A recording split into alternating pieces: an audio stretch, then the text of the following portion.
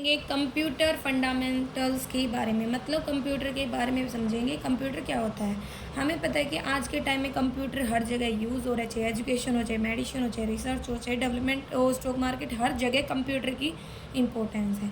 क्योंकि आज का जो टाइम है वो टेक्नोलॉजी का टाइम है, बहुत कुछ बदलता जा रहा है। अब बात आती है हिस्ट्री ऑफ कंप्यूटर्स की बारी।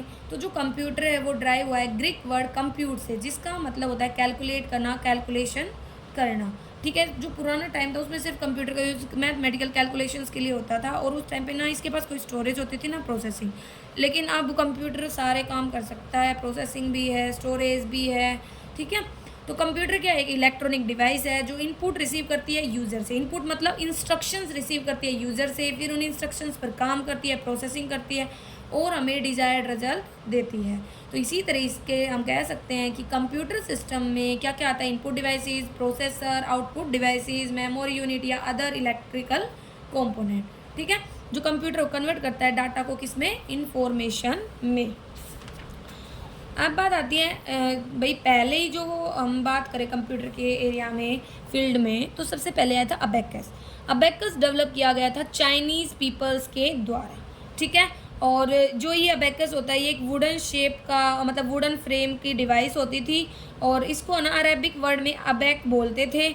इसमें ना दो पार्ट में बांटा जाता था। ऊपर वाले जो बीड्स होते थे उनको हेवन बोला जाता था, नीचे वालों को अर्थ।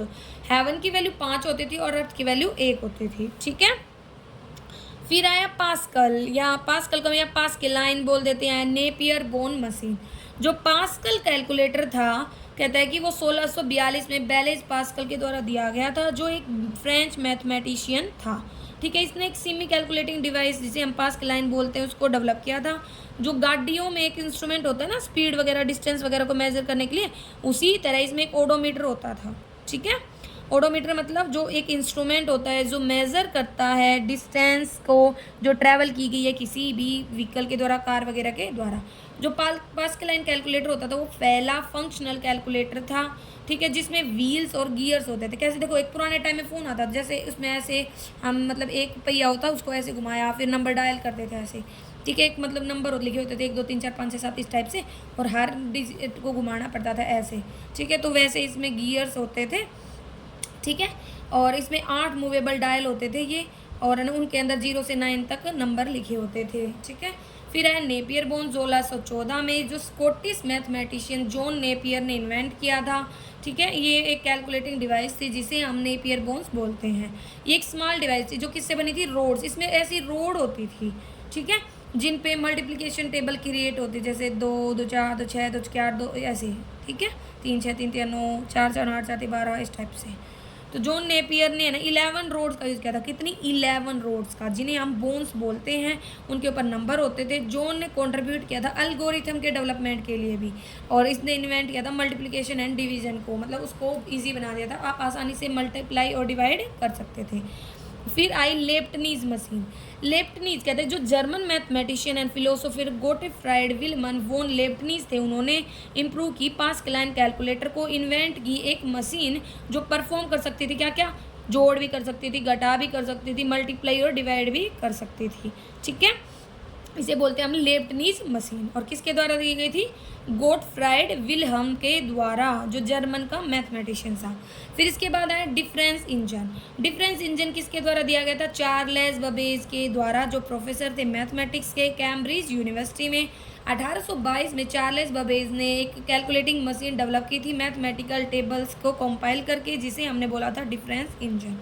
ठीक है, और इसमें 20 डिजिट तक की कैलकुलेशन हो सकती थी। फिर इसने, इसके बाद चार्लेस बबेज ने एनालिटिकल इंजन का आविष्कार किया। 10 साल, मतलब 10 साल तक काम करके डिफरेंस इंजन पे उसने ना 10 साल तक काम करने के बाद पहला जनरल पर्पस कंप्यूटर दिया था। ठीक है, जो पॉजिटिव नेगेटिव साइन पर काम कर सकता था। जो बेबेज स्टीम पावर्ड इंजन था, ठीक है, वो मतलब तो कभी बनाया नहीं गया, लेकिन कहता है कि may seem of our by today standard. तो ये इतना याद रख सकते हो कि ये 50 डेसिमल डिजिट तक भी काम कर सकता था, और इसीलिए हम जो चार्लेस बबेज हैं उन्हें फादर ऑफ कंप्यूटर बोलते हैं। नेक्स्ट, इसने हमें ये देखो ये बता रखा, father of computer is Charles Babbage. फिर आए पंच कार्ड, जो एक अमेरिकन इन्वेंटर थे हरमन ओलरीथ, उन्होंने अप्लाई किया था जैकवार्ड लूड कॉन्सेप्ट को कंप्यूटिंग के लिए। उन्होंने सॉल्यूशन तैयार किए जो भी डाटा कलेक्शन से रिलेटेड प्रॉब्लम थी, स्टोरेज से रिलेटेड प्रॉब्लम थी, उनके ऊपर। उनकी पहली टास्क क्या थी, जो फास्टेस्ट वे है ना उसको फाइंड आउट करना, मतलब भाई कंप्यूटर की यूएस सेंसस में। तो ये जो सेंसस है वर्क लुक टाइम ऑफ, इसने 7 साल से ज़्यादा का टाइम लिया था मैनुअली, अगर काम करते मैनुअली मतलब हाथों से, ठीक है। तो इन पंच कार्ड को यूज़ करने के बाद जो सेंसस था वो 3 साल में पूरा हो जाता। देखो अगर हाथों से करते थे तो बहुत टाइम लगता, लेकिन जब ये पंच कार्ड आ गए थे तो यूएस में ये जो सेंसस 3 साल में हो गई थी। इसीलिए हर पंच कार्ड रिप्रेजेंट करता है एक नंबर को, कॉम्बिनेशन ऑफ 2 पंचेज रिप्रेजेंट करते हैं एक लेटर को, ठीक है। Hollerith code data in punch card को हम होलरीथ कोड बोलते हैं। Hollerith brought punch card reader into the business world. तो ये पूछ सकते हैं कि पंच कार्ड का इन्वेंशन किसने किया, तो होलरीथ ने किया था, Herman Hollerith. Tabulating machine company in 1896 find out, जिसे बाद में आईबीएम के नाम से जाना गया 1942 में। आईबीएम मतलब इंटरनेशनल बिजनेस मशीन, कई बार फुल फॉर्म भी पूछ लेते हैं, इंटरनेशनल बिजनेस मशीन। और टैबुलेटिंग मशीन कंपनी इन 1896। अब बात आती है जनरेशन। देखो अलग अलग बुक में आपको ना ये अलग अलग जनरेशन मिलेंगे, लेकिन आप इतना याद रख सकते हो, ये 40 की जनरेशन, ये 50 की, ये 60 की, ये 70 की और 80 से अब तक हमारी है, ठीक है। तो ये आप इसमें याद कर सकते हो। तो पहली जनरेशन जो थी उसमें वैक्यूम ट्यूब्स का यूज़ होता था। जो वैक्यूम ट्यूब्स होती थी एक इलेक्ट्रिक बल्ब की तरह होती। इलेक्ट्रिक बल्ब कैसे, जैसे इस टाइप से होती थी, ये ऐसे, ठीक है, तार से होते थे जिसमें, मतलब थोड़ा मुझे बनाने, लेकिन हाँ ऐसे ही टाइप के होते थे। आपने देखे भी होंगे, जैसे कई बार हमारे रिमोट वगैरह कोई इंस्ट्रूमेंट टूट जाता है तो उसके अंदर लगे होते, ठीक है। तो इसमें फिर बात आती है इनैक। इनैक मतलब electronic numerical integrator and computer. ये पहला कंप्यूटिंग डिवाइस है इस जनरेशन का, मतलब फर्स्ट जनरेशन का। इसको हम first fully electronic general purpose computer भी बोल देते हैं। इसमें 18,000 तक वैक्यूम ट्यूब्स होते थे, ठीक है। और जो इनैक था वो ऐड कर सकता था 2 से बड़े नंबर्स को 200 माइक्रो सेकेंड्स में। फिर आया एडवेक। एडवेक मतलब जो जॉन वॉन न्यूमैन थे, उन्होंने, जो एक मैथमेटिशियन थे प्रिंसटन यूनिवर्सिटी के, उन्होंने ना एक इम्प्रूवमेंट सजेस्ट किया था 1945 में। उन्होंने कॉन्सेप्ट दी थी स्टोरेज ऑफ डाटा की, कि मेन मेमोरी में डाटा को स्टोर करना चाहिए ताकि जो भी एक्स्ट्रा स्टेप्स है कंप्यूटेशन की उनको अवॉइड कर पाएँ और टाइम को बचा पाएँ। इसीलिए उन्होंने एडवेक दिया, electronic discrete variable automatic computer. Electronic discrete variable automatic computer. जो की एलिमेंट्स थे जॉन वॉन न्यूमैन आर्किटेक्चर के, वो क्या था, सीपीयू, ठीक है, जो भाई मतलब कोऑर्डिनेट करता था सारी चीज़ों को। फिर इनकी फुल फॉर्म तो एग्जाम, मतलब जैसे जो हम कॉम्पिटिटिव टेस्ट देते हैं वहाँ पे इंपॉर्टेंट होती है। UNIVAC universal automatic computer. Universal automatic computer, ये जो रेमिंगटन रैंड थे उन्होंने डेवलप किया था। ये पहला कॉमर्शली, मतलब भाई बिकने वाला कॉमर्शली अवेलेबल कंप्यूटर था। और US sensor bureau and journal ENIAC ने ना मतलब यूनिवेक को ऑन किया था। फिर बात आती है नेक्स्ट हमारे पास एडसेक। एडसेक मतलब electronic delay storage automatic computer, जो डिज़ाइन किया गया था professor M Wilkes of Cambridge University के द्वारा, ठीक है, इंग्लैंड में। इसे कंप्लीट किया गया 1949 में। ये यूज़ करता था वैक्यूम ट्यूब्स को, इनैक से मतलब फास्टर, और ये फर्स्ट स्टोर्ड प्रोग्राम कंप्यूटर था। फिर first generation computer mainly use करते थे वैक्यूम ट्यूब्स को। ये जो डिवाइसेस थी ये मिली सेकेंड्स में कंप्यूट कर सकती थी। पंच कार्ड, पेपर टेप्स को इनपुट डिवाइसेस के रूप में यूज़ किया गया था इसके अंदर, और सेकेंडरी स्टोरेज डिवाइसेस को। ये जो मतलब फर्स्ट जनरेशन में जो डिवाइसेस होती थी वो नॉन पोर्टेबल होती थी, बहुत महंगी थी। और जो फर्स्ट जनरेशन के कंप्यूटर होते थे उनका साइज़ कितना बड़ा होता था, बहुत ज़्यादा भारी होते थे, और स्पीड भी स्लो होती थी, हीट प्रोड्यूस करते थे और बहुत ज़्यादा इलेक्ट्रिसिटी को कंज्यूम करते थे। अब है सेकेंड जनरेशन कंप्यूटर। जो स्पान है सेकेंड जनरेशन कंप्यूटर का वो हमारा 1959 से 1965 में रहा है। ये जो जनरेशन थी ये ट्रांजिस्टर्स पर वर्क करती थी, जो 1947 में इन्वेंट किए गए थे। जो ट्रांजिस्टर है उन्होंने वैक्यूम ट्यूब को रिप्लेस कर दिया गया था, ठीक है। ये सेमीकंडक्टर मटेरियल के बने होते थे। और कहता है कि जो सेकंड जनरेशन कंप्यूटर है वो फास्टर थे, मोर रिलायबल थे फर्स्ट के कंपैरिजन में। इसमें मैग्नेटिक टेप, डिस्क वगैरह का यूज़ होता था सेकेंडरी स्टोरेज के रूप में। हावेवर कहता है कि ये पंच कार्ड पर डिपेंड होते थे as a input output devices. और इसमें असेंबली लैंग्वेज का आविष्कार हो गया था, ठीक है। मशीन की जगह पे ये मोर sophisticated high level language like S COBOL वगैरह, फोर्टन मतलब फॉर्मूला ट्रांसलेशन पूछ लेते हैं, कोबोल मतलब common business oriented language, Fortran मतलब फॉर्मूला ट्रांसलेशन लैंग्वेज है ना, वो भी हाईलाइट हो गई थी। By using transistor, second generation computer है वो छोटे होते साइज में, लाइट वेट होते थे, लेस पावर कंज्यूम करते थे, मोर रिलायबल थे। ठीक है, तो हम ये कह सकते हैं कि ये जो कंप्यूटर थे ये स्पेशली बनाए गए थे एटॉमिक एनर्जी इंडस्ट्रीज़ के लिए। फिर इसने कुछ नाम बता रखे, सेकेंड जन यूनिवेक, थर्ड 400 800 सीरीज़, बी 5000। फिर बात आती है थर्ड जनरेशन कंप्यूटर।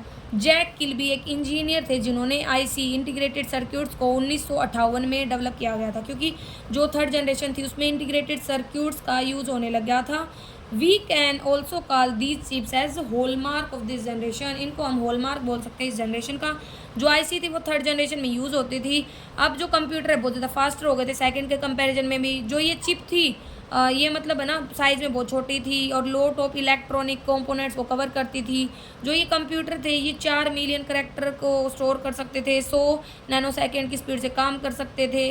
बहुत सारे जो आईसी है ना उसमें बहुत सारे ट्रांजिस्टर, रजिस्टर, कैपेसिटर होते थे। ठीक है, और इस जनरेशन में टाइम शेयरिंग कॉन्सेप्ट भी आ गए थे। पूछ सकते हैं टाइम शेयरिंग कॉन्सेप्ट किस जनरेशन में आई? थर्ड जनरेशन में आई थी। मशीन है ना बहुत ज़्यादा पावरफुल हो गई थी और इस टाइम पे Fortran second, third, fourth, COBOL, pascal, basic ये सारी लैंग्वेज आ गई थी। ठीक है, इस जनरेशन में जो डिज़ाइन था मैग्नेटिक कोर मेमोरी का वो भी इम्प्रूव हो गया था। एल्गोल मतलब होता है एल्गोरिथमिक लैंग्वेज।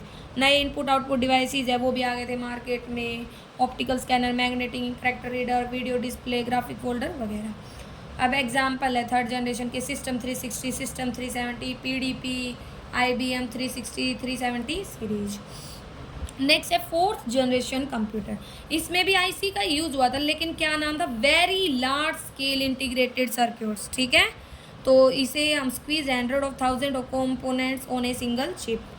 और इस जनरेशन में जो माइक्रो प्रोसेसर है वो बहुत ज़्यादा हल्का हो गया था, बहुत ज़्यादा पावरफुल हो गए थे, कॉम्पैक्ट हो गए थे, रिलायबल हो गए थे। इस एरिया में पर्सनल कंप्यूटर आ गए थे कि मतलब हर कोई अपना खुद का कंप्यूटर खरीद सकता है अब पर्सनली यूज़ कर। सेमी कंडक्टर मेमोरी इंट्रोड्यूस हुई इस जनरेशन में। ठीक है, और सीपीयू को हम क्या मानते हैं? Brain of computer. तो कहता है कि एक सिंगल चिप होती थी सीपीयू में जो है ना ब्रेन की तरह काम करती थी।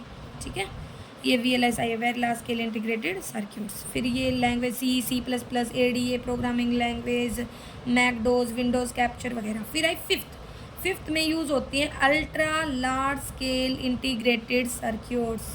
ठीक है, इसमें मोर स्टेट था हार्डवेयर को इम्प्रूव करने पर, ट्रांजिस्टर पर। इसमें पहले पुराने टाइम में कोई IQ नहीं था कंप्यूटर का, लेकिन अब आर्टिफिशियल इंटेलिजेंस आ गई थी।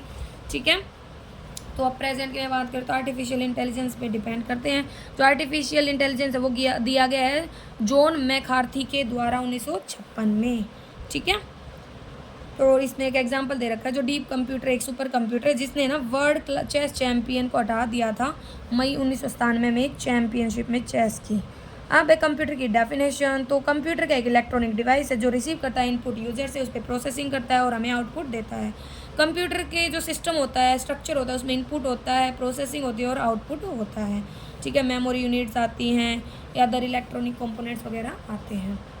अब बात आती है डाटा क्या होती है और इन्फो। डाटा तो रॉ फैक्ट्स होते हैं जो हम देते हैं, जैसे कि भाई कोई कंपनी है, फैक्ट्री है, उसमें भी तो रॉ मटेरियल होते हैं, उन रॉ मटेरियल को जब हम डालते हैं उससे फिनिश गुड्स बनता है। वैसे ही डाटा जिसका कोई मीनिंग नहीं होता वो होते हैं, और जब इन्फॉर्मेशन वो होती है जिसका एक मीनिंग होता है जब हम डाटा को एंटर करते हैं कंप्यूटर में इन्फॉर्मेशन लेने के लिए। तो इन्फॉर्मेशन प्रोसेस होके मिलती है हमें डाटा पे, एक मीनिंग होता है।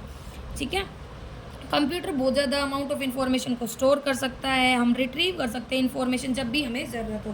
कंप्यूटर सिर्फ बाइनरी लैंग्वेज पे वर्क करता है, मतलब ये सिर्फ 0 और 1 को समझता है। 0 मतलब ऑफ और 1 मतलब ऑन।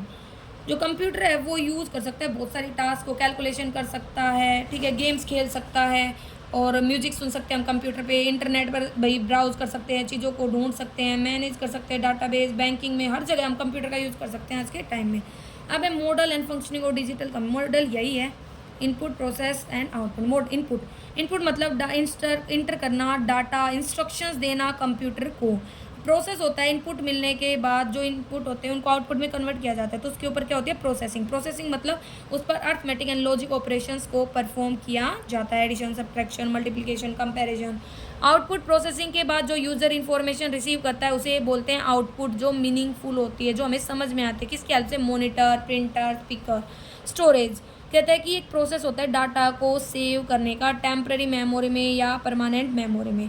जब जो यूज़र को इनपुट देता है तो स्टोर होता है मेन मेमोरी में। सारी प्रोसेसिंग ऑपरेशन होने के बाद ये दोबारा से मेन मेमोरी में आता है, जहाँ से हम इसे सेव कर सकते हैं, ठीक है, स्टोर कर सकते हैं secondary memory like magnetic tape disk वगैरह में। कंट्रोलिंग मतलब जो कंट्रोल यूनिट के द्वारा परफॉर्म किया, जैसे कि सारे ऑपरेशन अच्छे से हों, इनपुट, प्रोसेस, आउटपुट, स्टोरेज सारे सीक्वेंशियल मैनर में हो, कोई गड़बड़ ना आए।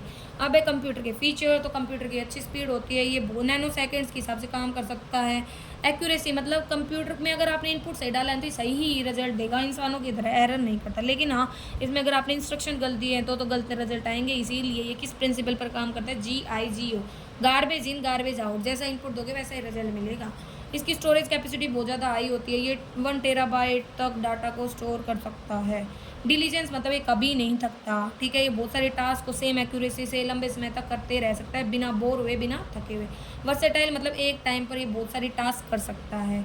रिलायबल मतलब विश्वास के योग्य है ये एक्यूरेसी में, स्टोरेज कैपेसिटी में, ठीक है। और एक कंप्यूटर की जो लाइफ होती है वो 30 से 40 साल होती है। रिपेयर करके हम इसको ठीक कर सकते हैं। रिडक्शन इन पेपर वर्क, और कंप्यूटर के आने के कारण पेपर वर्क में कमी आई है। अब हमें ज़्यादा पेपर वगैरह का यूज़ करने की ज़रूरत नहीं होती, हमें ना बार बार चीज़ें लिखने की भी ज़रूरत नहीं होती, पेपर पे लिखें, लेकिन हम कंप्यूटर में लिख सकते हैं, सेव कर सकते हैं। ऑफिस ऑटोमेशन, ऑफिस में भी ऑटोमेटिक हो गई हैं सारी चीज़ें। एक कंप्यूटर एक जनरल पर्पज़ मशीन है, वो जो यूज़ कर सकती है कोई भी ऑर्गेनाइजेशन, बिजनेस, ऑफिस वगैरह को क्रिएट कर सकते हैं, एडिट कर सकते हैं, मेंटेन कर सकते हैं, डाटाबेस, एम्प्लॉयज़ का अकाउंट, सेल्स एंड परचेज को, हर प्रकार की ऑर्गेनाइजेशन एक्टिविटी ने कंप्यूटर। अब लिमिटेशंस क्या है कंप्यूटर की, तो ये खुद का कोई IQ नहीं है, ये डिपेंड करता है ह्यूमन बींग पर। अगर ह्यूमन बींग इंस्ट्रक्शन देगा तो ये कर सकते हैं, नहीं तो नहीं। लॉजिक क्लियर होने जरूरी है, जो कंप्यूटर प्रोसेस करता है, जो टास्क दी जाती है फाइनाइट नंबर ऑफ स्टेप्स में, लॉजिकल मैनर में, कोई फीलिंग एंड इमोशन नहीं है। जो कंप्यूटर वो सिर्फ एक डिवाइस होती है, इसकी कोई फीलिंग नहीं है, कोई इमोशन नहीं है ह्यूमन बींग के अकॉर्डिंग। कंप्यूटर बहुत ज़्यादा सेंसिटिव है टू डस्ट एंड मॉइस्चर, मतलब ख़राब हो जाते हैं, क्लीन इन्वायरमेंट में मेंटेन करना ज़रूरी होता है। कंप्यूटर कभी नहीं सीखते पास्ट एक्सपीरियंस से, ये डम्ब है बिल्कुल ही, ठीक है, बिना ह्यूमन बींग के तो ये काम करते ही नहीं है। अब इसका ब्लॉक डायग्राम है, कई बार पेपर में ये जरूर पूछ लिया जाता है, तो इस ब्लॉक में यही आता है इनपुट, फिर processing and then output. Processing में आता है CPU में होती है सारी चीज़ें हमारी, ठीक है, और मेन मेमोरी। तो CPU में control unit, arithmetic logic unit और मेमोरी यूनिट। इनपुट मतलब जो कंसिस्ट करता है input devices, keyboard, mouse, joystick वगैरह। जो इनपुट डिवाइसेस होती है वो यूज़र यूज़ करता है कंप्यूटर में डाटा एंटर करने के लिए, इंस्ट्रक्शंस देने के लिए। ये एक इंटरफेस मतलब एक लिंक होता है कंप्यूटर के बीच में और यूज़र के बीच में। इनपुट यूनिट ट्रांसलेट करती है डाटा को मशीन की समझने की फॉर्म में। इनपुट डिवाइसेस में mouse, scanner, voice recognition system, OCR, OMR, BCR। Central processing unit CPU, इसको हम ब्रेन बोलते हैं कंप्यूटर सिस्टम का। CPU हर प्रकार की अर्थमेटिक लॉजिक ऑपरेशंस करता है, हर प्रकार की एक्टिविटीज़ को कंट्रोल करता है, ये हर पार्ट को कंट्रोल करता है कंप्यूटर के, ठीक है। CPU में प्राइमरी मेमोरी, रैम आती है, कंट्रोल यूनिट आती है, अर्थमेटिक लॉजिक यूनिट्स आती हैं। कंट्रोल यूनिट जो अबाउट डायग्राम है उसमें CU दिखाया है, ALU दिखाया गया है, दोनों ही अलग अलग दिखाए, दोनों मेन पार्ट है CPU प्रोसेसर के। CU मतलब वो पार्ट है जो कंट्रोल करता है हर ट्रांजैक्शन को, हर ऑपरेशन को, ठीक है, कैसे कोई डाटा दिया जाएगा, कैसे इंफॉर्मेशन प्रोसेस होगी, ठीक है, मतलब डाटा के फ्लो को इनपुट डिवाइसेस से और आउटपुट तक कंट्रोल करता है, ठीक है। ALU क्या है, arithmetic and logic unit. ALU brain बोलते हैं कंप्यूटर का, क्योंकि इसमें है ना अर्थमेटिक ऑपरेशंस होते हैं, लॉजिक ऑपरेशंस होते हैं, जोड़, घटा, गुणा, कंपैरिजन के। ALU में नंबर ऑफ स्टोरेज लोकेशंस होते हैं जिन्हें रजिस्टर बोलते हैं। ये एक्सेप्ट करता है डाटा को मेन मेमोरी से, उस पर कैलकुलेशंस करता है इंस्ट्रक्शंस के अकॉर्डिंग। आउटपुट यूनिट, आउटपुट मतलब जो भाई डिवाइस है जो हमें रिजल्ट देती है, रिजल्ट दिखाती है, मॉनिटर, स्पीकर, प्लॉटर, प्रिंटर, इनकी हेल्प से। मेन मेमोरी मतलब रैम, रैंडम एक्सेस मेमोरी, ये स्टोर करता है इंस्ट्रक्शंस को, डाटा को, इंटरमीडिएट रिजल्ट्स को, फाइनल रिजल्ट्स को। जब भी मतलब हम इनपुट देते हैं तो उस पर प्रोसेसिंग होने के बाद तो उससे पहले उसे स्टोर किया जाता है, और प्रोसेसिंग होने के बाद जब आउटपुट आता है फिर उसे स्टोर किया जाता है। और ये नेचर में वोलेटाइल होती है, मतलब जैसे ही पावर ऑफ होती है इसका डाटा उड़ जाता है। आज के टाइम में लेटेस्ट आईटी गैजेट्स की बात करें तो एक गैजेट क्या होता है, एक स्मॉल टूल या डिवाइसेस होता है जिसके स्पेसिफिक यूजुअल पर्पस होते हैं, फंक्शंस होते हैं। गैजेट है ना बहुत ज़्यादा अनयूजुअल एंड अच्छे से यूज़ किया जाना ज़रूरी होता है नॉर्मल टेक्नोलॉजी के कंपैरिजन में। जो गैजेट्स होते हैं उन्होंने हमारी लाइफ को बहुत ज़्यादा अच्छा कर दिया है, टाइम बचाया है, पैसा बचाया है। कुछ एडवांस गैजेट्स के नाम है हमारे पास। पहला है स्मार्ट वॉच। स्मार्ट वॉच मतलब एक घड़ी, ठीक है। स्मार्ट वॉच और ऐसी ही हो सकती है, मतलब किसी फॉर्म में हो सकती है, रेक्टेंगुलर, सर्कल। और स्मार्ट वॉच आपको पता ही है, आप अपने फ़ोन से कनेक्ट कर सकते हो, ब्लूटूथ वगैरह का यूज़ करके उस पर कॉल मैसेज वगैरह रिसीव कर सकते हो। तो स्मार्ट वॉच रन करती है ऐप्स में playback all source of digital media like audio tracks, radio stream, ठीक है, टू ब्लूटूथ हेडफोन। बहुत सारी जो वॉचेज़ हैं वो उनकी टच स्क्रीन होती है, मतलब आप है ना अपनी फिंगर वगैरह से टच कर सकते हो, ठीक है। इसमें थर्मामीटर, कंपास वगैरह भी यूज़ कर सकते हो। स्मार्ट वॉचेज़ है ना बिल्कुल स्मार्टफोन की तरह होती है, इंटरनेट की भी एक्सेस कर सकते हो, ठीक है। जीपीएस मतलब global positioning system, navigation, calendar, organisation, ये सारी चीज़ें मिलती हैं। ब्लूटूथ से कनेक्ट कर सकते हो, कॉल्स मिल सकती हैं, मैसेज भेज सकते हो, रिसीव कर सकते हो। नेक्स्ट है गूगल ग्लास। गूगल ग्लास मतलब आपको ये अब तो बैन कर दिया गया है, अब नहीं है, ठीक है। यहाँ पे कैमरा लगा होता है, यहाँ पे टच पैड होती है, मतलब आप टच कर सकते हो, प्रिज्म, ठीक है। और जो गूगल ग्लास है ये गूगल एक्स के द्वारा डेवलप किया गया था। गूगल ग्लास एक variable visa control Android device है जो यूज़र फील्ड ऑफ वर्जन में यूज़ करता है। गूगल ग्लास एक ऑटोमेटेड रियलिटी एक्सपीरियंस किया जाता है, uses visual, audio and location based input, ठीक है। एग्जाम्पल के लिए जब आप एक एयरपोर्ट पर एंटर होते हो, ठीक है, तो यूज़र कोड ऑटोमेटिकली रिसीव करता है फ्लाइट स्टेटस इन्फॉर्मेशन यूज़र को, ठीक है। नेक्स्ट है PDA, पर्सनल डिजिटल असिस्टेंस। इसे पाल्म टॉप कंप्यूटर भी बोलते थे, मतलब आप अपने हाथ में कैरी कर सकते हो इसे।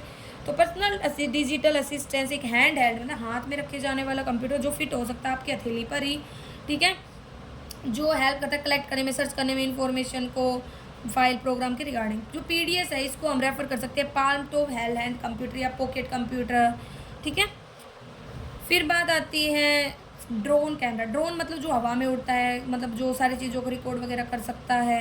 ये मतलब अनमैन्ड होते हैं, मतलब लोगों की ज़रूरत नहीं होती। जैसे एक हवाई जहाज़ होता है उसमें लोग होते हैं चलाने वाले, उनमें बैठते हैं, लेकिन जो ड्रोन होता है उसको आप किसी भी मतलब रिमोट वगैरह से आप कंट्रोल कर सकते हो। तो अनमैन्ड होते हैं, ठीक है, कोई पायलट की ज़रूरत नहीं होती। ड्रोन यूजली स्मॉल होती है, मीडियम साइज़ के होते हैं।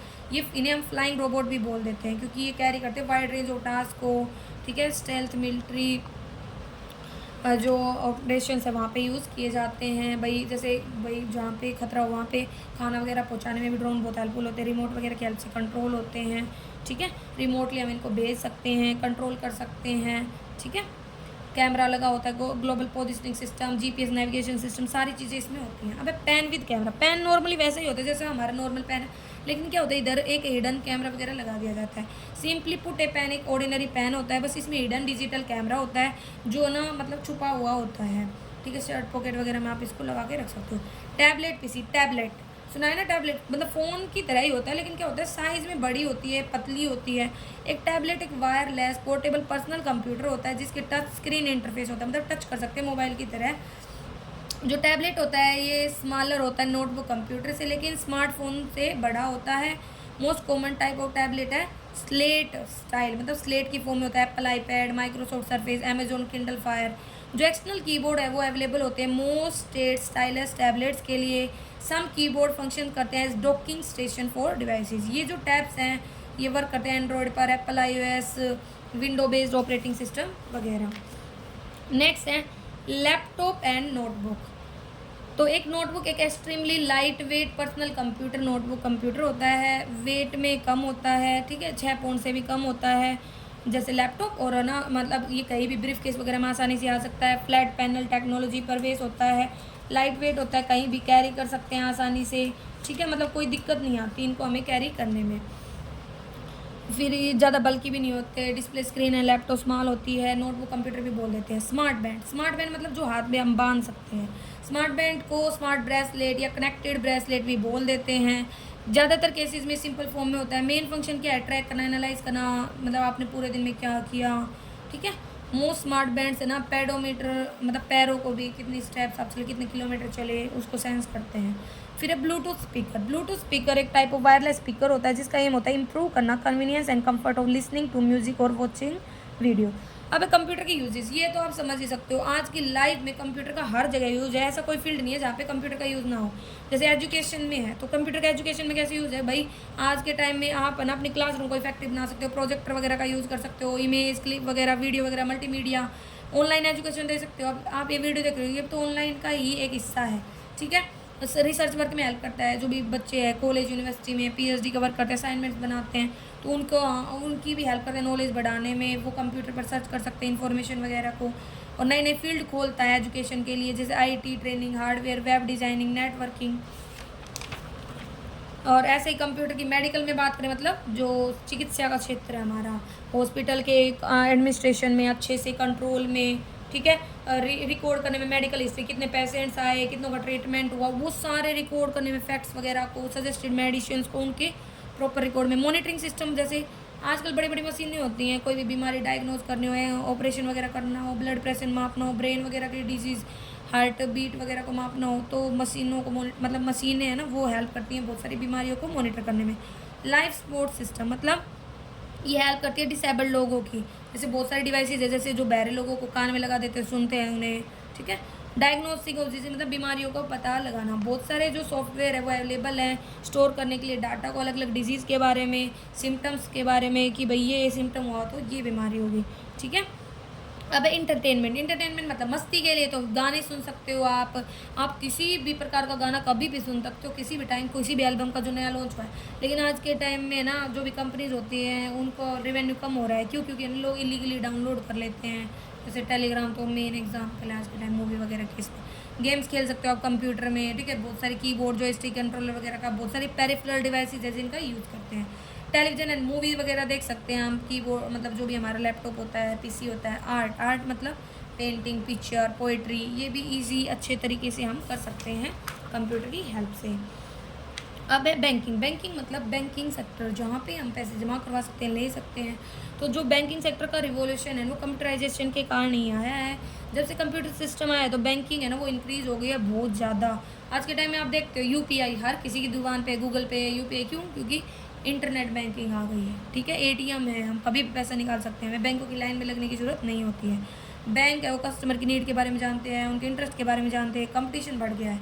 तो यही है कि लॉगिंग इनटू फैसिलिटी बढ़ी है, ठीक है। Remote terminal at customer sites बढ़े हैं, जो एटीएम है वो लगाए गए हैं, तो आप कभी भी विड्रॉ कर सकते हो। अब है बिजनेस वर्ल्ड में, तो कंप्यूटर का बिजनेस में बहुत ज़्यादा रोल है। बिजनेस मतलब आपकी अच्छी प्रेजेंटेशन तैयार करने में, एक मीटिंग में, ठीक है, रिकॉर्ड तैयार करने में, रिसर्च करने में हेल्प करता है। मार्केटिंग, मार्केटिंग मतलब प्रोडक्ट के बारे में कस्टमर तक इन्फॉर्मेशन पहुँचाना, कस्टमर की नीड्स को जानना, उनको सेटिस्फाई करना, इसमें भी कंप्यूटर हमारी हेल्प करता है। हम अच्छे से डिज़ाइन कर सकते हैं, हमारे मार्केटिंग स्किल्स को एडवर्टाइजमेंट कर सकते हैं।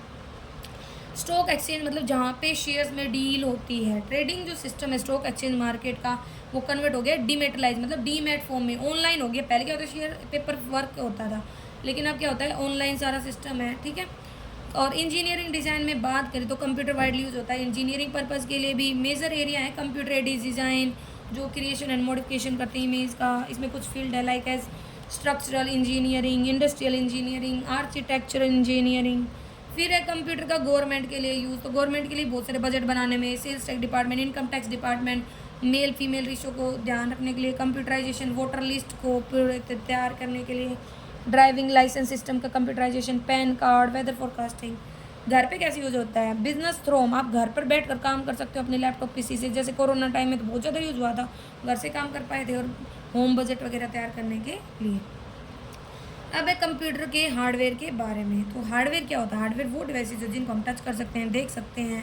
तो कंप्यूटर हार्डवेयर में मैकेनिकल इलेक्ट्रॉनिक एलिमेंट्स आते हैं, ठीक है, सीपीयू, कीबोर्ड, माउस वगैरह। तो दो प्रकार के हार्डवेयर होते हैं, एक इंटरनल और एक एक्सटर्नल। इंटरनल में आते हैं मदरबोर्ड, रैम, हार्ड डिस्क, ऐसे solid state drive, CPU central processing unit, और एक्सटर्नल में मॉनिटर, माउस, पेंटर और स्पीकर। मदरबोर्ड एक सेंट्रल प्रिंटिंग सर्किट बोर्ड होता है जो कनेक्ट करता है अलग अलग कंपोनेंट को डायरेक्टली या इनडायरेक्टली। ये बैकबोन है, ठीक है। ये इनेबल करता है इलेक्ट्रिक और लॉजिकल सिग्नल्स को कम्युनिकेशन के लिए। जो यूज़र है वो ट्रांसफ़र कर सकता है data CPU, RAM, storage device, expansion card, other computer hardware components में, ठीक है। फिर इसमें रैम। रैम मतलब ये एक स्टोरेज डिवाइस है, रैंडम एक्सेस मेमोरी। इसे हम मेन मेमोरी या प्राइमरी मेमोरी बोलते हैं। ये वोलेटाइल होती है नेचर, मतलब जैसे ही पावर जाती है, कंप्यूटर बंद होता है तो डाटा उड़ जाता है, वो सेव नहीं होता है। दो प्रकार की रैम होती है, ड्रैम और स्रैम। डैम मतलब डायनामिक रैंडम एक्सेस मेमोरी और स्रैम मतलब स्टैटिक रैंडम एक्सेस मेमोरी। फिर बात आती है हमारे पास हार्ड डिस्क। ये सेकेंडरी स्टोरेज होती है। Another internal computer hardware use होता है जो स्टोर करने के लिए डाटा, वो है हार्ड डिस्क। इसको हम प्री इंस्टॉल रखते हैं सीपीयू में, यूटिलाइज करते हैं एज ए एक्सटर्नल डिवाइस। जो हार्ड डिस्क है ये नॉन वोलेटाइल होती है, मतलब परमानेंटली इसमें डाटा स्टोर होता है। लाइट या जाने पर या कंप्यूटर बंद होने पर डाटा नहीं उड़ता है। इसमें ट्रिलियंस ऑफ बाइट डाटा एक टाइम पर स्टोर कर सकते हैं। ये इसमें बता रखा है, डी इसकी रेडिकल डायरेक्शन, ये सर्कमफ्रेंशियल डायरेक्शन, ये वर्टिकल डायरेक्शन, ये सब। अब S S D solid state drive. ये भी कंप्यूटर डाटा स्टोरेज डिवाइसेज है जो सेमीकंडक्टर पर बेस होती है। ये नॉन वोलेटाइल स्टोरेज डिवाइस है जो फ्लैश बेस्ड मेमोरी पर बेस है, लाइक नैंड, नोर। नैंड मतलब नोट एंड, नोर मतलब नोट और, ठीक है। इलेक्ट्रॉनिकली हम डाटा रिट्रीव कर सकते हैं, लॉजिकली एसएसडी परफॉर्म करती है सेम फंक्शन जैसे कि हार्ड डिस्क ड्राइव करती हैं। फिर इसमें कुछ बता रखे हैं different type of drive. SATA मतलब serial advanced technology attachment. PCI मतलब peripheral component interconnect express. और एनवीएमई मतलब नोट वोलेटाइल मेमोरी एक्सप्रेस, जो 2008 में आई थी। सीपीयू मतलब brain of computer central processing unit, जो इंटरप्रेट करता है, एग्जीक्यूट करता है कमांड्स को, रिजल्ट देता है, ठीक है। ये इंपॉर्टेंट पार्ट होता है किसी भी कंप्यूटर का। फिर बात आती है मॉनिटर। मॉनिटर मतलब जो भाई मेन हमारा पीसी है जिस पे हमें सारे रिजल्ट दिखते हैं। मॉनिटर डायरेक्टली करेक्ट करता है सीपीयू को, डिस्प्ले करता है आउटपुट को, वीडियोस को, ग्राफिक्स को। माउस एक इनपुट डिवाइस होती है, पॉइंटिंग डिवाइस है, ठीक है। ये वायरलेस भी हो सकती है, वायर्ड भी हो सकती है, ठीक है। कीबोर्ड एक हार्डवेयर डिवाइस होती है जो इनपुट को डालने में कंप्यूटर में हेल्प करती है, ठीक है। इसमें अलग अलग कम्बिनेशन नंबर कीज़ होती है, अल्फ़ाबेट, स्पेशल करेक्टर कीज़ वगैरह। प्रिंटर वो होता है जो हार्ड कॉपी वगैरह प्रेजेंट करने में हेल्प करता है, डिजिटल डॉक्यूमेंट, इमेज, पेपर पे उतारने में हेल्प करता है। और स्पीकर जो साउंड को, ऑडियो आउटपुट को प्रेजेंट करता है, म्यूजिक को सुनना, वीडियोस देखना, गेम्स खेलना। अब कंप्यूटर सॉफ्टवेयर एक सीरीज ऑफ इंस्ट्रक्शंस होते हैं जो डिज़ाइन किए गए हैं, डेवलप किए गए हैं स्पेसिफिक टास्क और ऑपरेशंस को परफॉर्म करने के लिए। सॉफ्टवेयर एक कंप्यूटर इंस्ट्रक्शन और डाटा होता है जो भी स्टोर किया जाता है इलेक्ट्रॉनिक, वो सॉफ्टवेयर है। In contrast storage devices, display devices है ना, उन्हें हम हार्डवेयर बोलते हैं। कंप्यूटर कभी भी खुद से कुछ नहीं कर सकता, यूज़र इसे इंस्ट्रक्शन देता है किसी भी जॉब को करने के लिए। इसीलिए ये ज़रूरी है स्पेसिफाई करना सीरीज ऑफ इंस्ट्रक्शंस को जो एक कंप्यूटर परफॉर्म करेगा किसी भी प्रॉब्लम को सॉल्व करने के लिए, ठीक है। जो सॉफ्टवेयर है वो सेट ऑफ कंप्यूटर प्रोग्राम होता है जो स्पेसिफिक टास्क को परफॉर्म करता है जो एक यूज़र चाहता है कि कंप्यूटर ये काम करे, ठीक है। तो सॉफ्टवेयर एक एब्स्ट्रैक्ट कलेक्शन है इंस्ट्रक्शंस का। अब इसने कंप्यूटर सॉफ्टवेयर के पार्ट बताए हैं, तो देखो इसमें बताए हैं system software, application software and utility software. System software में आते हैं सिस्टम मैनेजमेंट, सिस्टम सपोर्ट और सिस्टम डेवलपमेंट। एप्लीकेशन में आते हैं जनरल पर्पस, स्पेसिफिक और यूटिलिटी। सिस्टम सॉफ्टवेयर इस सेट होता है एक या एक से अधिक प्रोग्राम का जो डेवलप किए गए मैनेज करने के लिए, कंट्रोल करने के लिए, एक्सटेंड करने के लिए प्रोसेसिंग कैपेबिलिटी कंप्यूटर की। सिस्टम सॉफ्टवेयर प्रोवाइड करते हैं प्लेटफॉर्म रन करने के लिए एप्लीकेशन सॉफ्टवेयर को। ये जो है ये एक ब्रिज होता है कंप्यूटर सिस्टम के हार्डवेयर और एप्लीकेशन सॉफ्टवेयर के बीच में। कुछ सिस्टम सॉफ्टवेयर में लाइक कंपाइलर क्या होता है, ये कंप्यूटर प्रोग्राम होता है जो ट्रांसफॉर्म करता है ह्यूमन रीडेबल सोर्स कोड को कंप्यूटर के प्रोग्राम की मशीन की रीडेबल फॉर्म में, ठीक है। फिर बात आता है इंटरप्रिटेटर क्या करता है, जो हाई लेवल इंस्ट्रक्शंस होते हैं उनको इंटरमीडिएट फॉर्म में एग्जीक्यूट करता है, कन्वर्ट करता है, मतलब ट्रांसलेट करता है हाई लेवल इंस्ट्रक्शंस को डायरेक्टली मशीन लैंग्वेज में। फिर बात आती है असेंबलर कहता है कि जो एक कंप्यूट करता है डायरेक्टली एग्जीक्यूट करता है मशीन लैंग्वेज इंस्ट्रक्शंस को, जो यूज़ करता है बहुत सारे रिप्रेजेंटेटिव इंस्ट्रक्शंस को, स्टोरेज लोकेशंस को। इसीलिए जो एक असेंबली लैंग्वेज प्रोग्राम है वो ट्रांसलेट होना चाहिए इक्विवेलेंट मशीन लैंग्वेज प्रोग्राम्स में, ठीक है। अब है एप्लीकेशन सॉफ्टवेयर में क्या बता रखा है, ये एक सेट होता है कंप्यूटर प्रोग्राम का जो स्पेसिफिक टास्क को परफॉर्म करता है, जो डिज़ाइन की गई है किसी स्पेसिफिक प्रॉब्लम को सोल्व करने के लिए। ये जो सॉफ्टवेयर होते हैं ये कंप्यूटर प्रोग्रामर्स के द्वारा तैयार किए जाते हैं कंप्यूटर लैब में, और जो थाउजेंड्स ऑफ एप्लीकेशन पैकेज है ये अवेलेबल होते हैं क्योंकि जो थाउजेंड्स और डिफरेंट जॉब्स हैं that end user want computer to do. इसमें इसने हाई लेवल लैंग्वेज वगैरह के ऊपर बताया कि इनमें प्रोसेसिंग होती है। अब types of application software, journal और स्पेसिफिक। जर्नल मतलब जो जर्नल होते हैं ऑर्डिनरी यूज़र यूज़ कर सकता है, कोई एक पर्टिकुलर फंक्शन नहीं होता जिसका स्कूल कॉलेज चर्च हर जगह यूज़ हो सकते हैं।